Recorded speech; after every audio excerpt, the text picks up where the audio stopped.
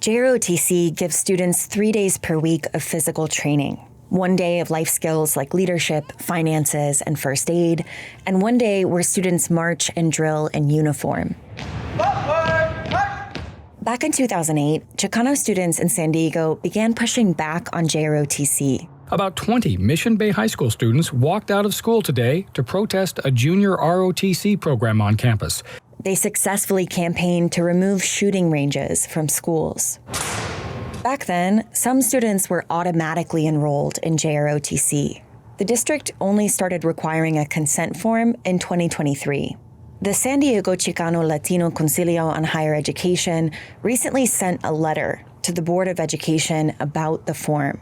They're concerned it still doesn't give all the information students need for fully informed consent. It doesn't specify that JROTC doesn't meet any of the state's public university admission requirements, or that it's taught by retired military officers. Jennifer Roberson is a district director. She says this year's consent form was already sent to schools, but the district is willing to continue the conversation for next year. She says JROTC exists because students want it. Students are opting to be in the program. They know that it's voluntary, it's not required. But we do believe that the skills that they're being taught do prepare them to be future ready. Morse High School senior Joseph Cruz is one of those students who opted in. Coming out of middle school, throughout the whole COVID era, I was pretty lost. He says JROTC helped. It's given me the initiative I needed to pursue greater things. His sophomore year, he led about 50 students as company first sergeant. Being able to have that daily exposure as a leader, having that experience, it's really built me up. He's considering studying law at a military academy. That is a dream career of mine, being a JAG officer. He says military recruiters come to class often.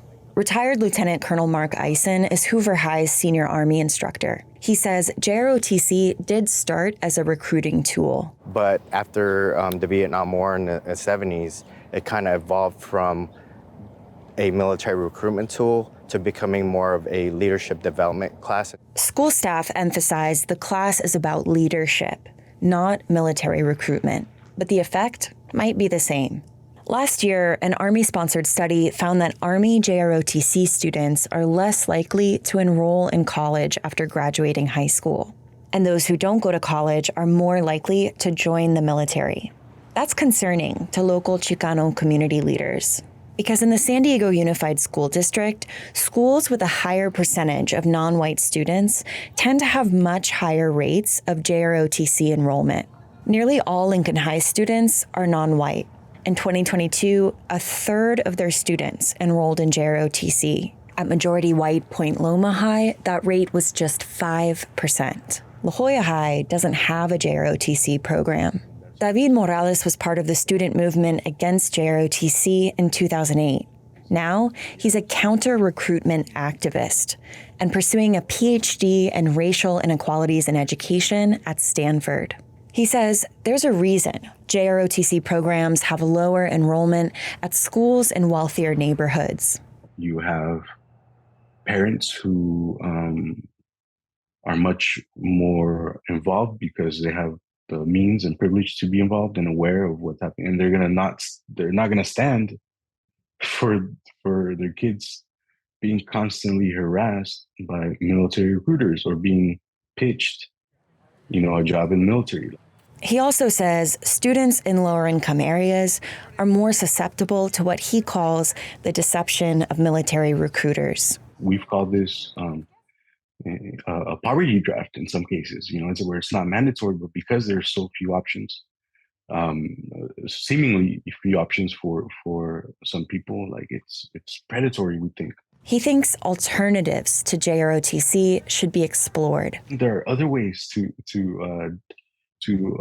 engage in practice discipline that do not include, weapons and blindly obeying and following orders, that instead encourage critical thinking skills. That does not include careers in war making. We must instead focus on careers for peace and social justice.